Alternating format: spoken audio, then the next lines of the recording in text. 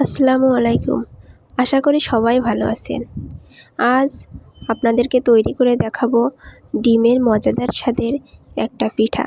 চলে আসলো শীত, শীতে পিঠা খাওয়ার মজা। চলুন তাহলে রেসিপিটা শুরু করি। তার আগে বলে রাখি চ্যানেলটি অবশ্যই সাবস্ক্রাইব করবেন। প্রথমে বাটিতে একটা ডিম ভেঙে নিলাম। ডিমে দিয়ে দিলাম কিছুটা পরিমাণ লবণ। তারপর দিয়ে দিচ্ছি হাফ কাপ পরিমাণ চিনি, অর্থাৎ একটা ডিমের জন্য 7 থেকে 8 চামচ চিনি। আপনি বেশি চিনি পছন্দ করলে আর একটু বেশি দিয়ে নেবেন।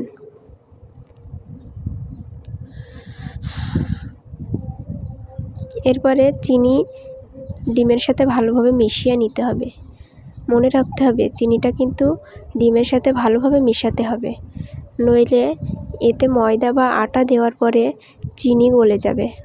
তখন চিনি গললে ময়দা বা আটাটা নষ্ট হয়ে যেতে পারে, ডোটা সুন্দরভাবে হবে না। এজন্য চিনিটা আগে থেকে ভালোভাবে মিশিয়ে নিতে হবে ডিমের সাথে। দেখুন চিনিটা কিন্তু গলতে শুরু করেছে। এভাবে চিনিটা অনেকটা গলিয়ে গেলে তখন আমরা এতে ময়দা বা আটা যে কোনোটাই দিয়ে নিতে পারবো। আমি চালের গুঁড়া দিয়েই পিঠাটা তৈরি করে দেখাবো।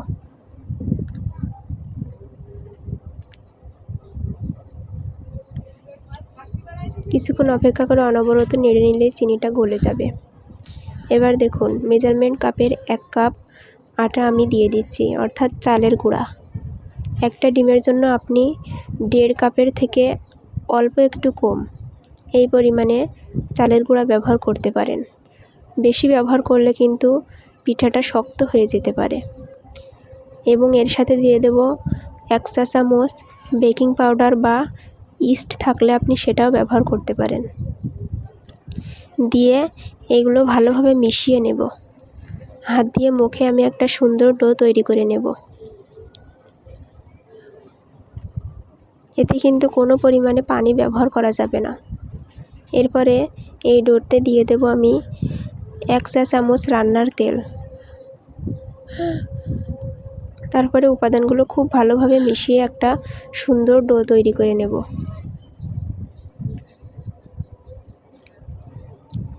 আমাদের মাঝে এখন শীত এসেছে। শীতে কিন্তু পিঠাপুলি খাওয়ার মজা। এর জন্য বিভিন্ন পিঠাপুলি খাওয়ার আমেজ সব দিকেই ছড়িয়ে পড়ছে। দেখুন আমি হাত দিয়ে মেখে কত সুন্দর একটা ডো তৈরি করে নিয়েছি। ডোটা কিন্তু খুবই সফট হয়েছে। ডোটা যত সফট হবে পিঠা ততই নরম হবে এবং পিঠাটা তত বেশি ফুলে পড়বে, খেতেও ভালো লাগবে।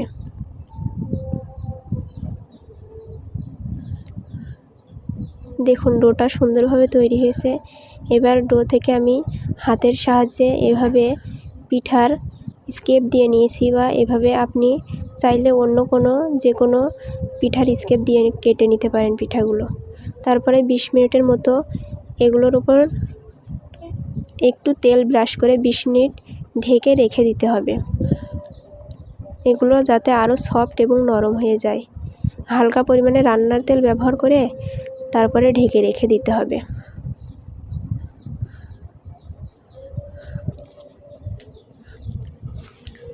বিশ মিনিট হয়ে গেছে।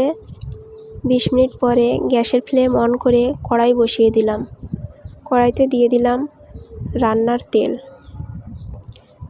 তেল যত পরিমাণ বেশি দিবেন তত আপনার পিঠাটা সুন্দর হবে, অর্থাৎ পিঠার উপরে যেন তেলটা থাকে।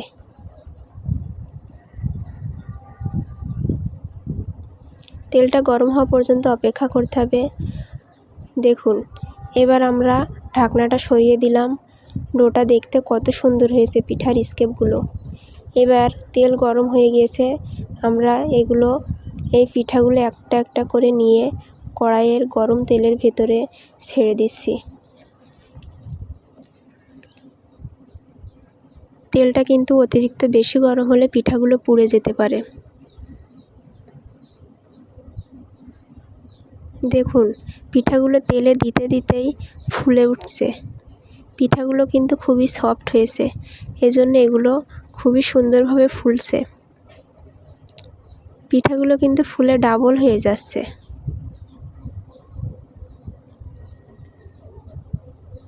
আপনারা অবশ্যই এই পিঠাটা বাড়িতে একবার ট্রাই করবেন, খুব অল্প সময়ের ভিতরে সুস্বাদু একটা পিঠার রেসিপি।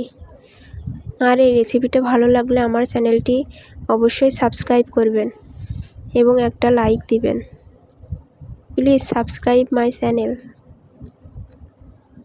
দেখুন পিঠাটা এবার আস্তে আস্তে উল্টিয়ে ভালোভাবে ভেজে নিতে হবে।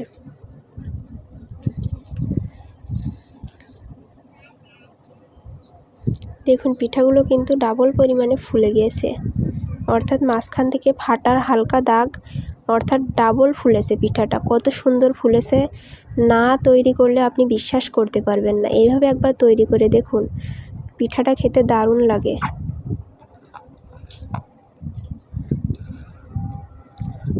এমন নতুন রেসিপি পেতে চ্যানেলটি সাবস্ক্রাইব করবেন প্লিজ। দেখুন এবার অপর পাশটা ভালোভাবে ভেজে নিতে হবে। আপনি যেরকম কালার চাইবেন সেই পরিমাণে ভেজে নেবেন। আমার বেশি কালার পছন্দ না, এই জন্য আমি এখানেই ভাজা শেষ করে দিব। আপনি যদি চান এগুলো চিনির শিরাতে দিয়েও খেতে পারেন, আবার চাইলে এভাবে সংরক্ষণ করেও খেতে পারেন। পিঠাগুলো চিনির শিরাতে দিলেও খেতে অনেক ভালো লাগে। রেসিপিটা ভালো লাগলে অবশ্যই সাবস্ক্রাইব করবেন। আমার জন্য সবাই দোয়া করবেন যেন এমন নতুন নতুন রেসিপি নিয়ে আপনাদের সামনে হাজির হই। Thank you.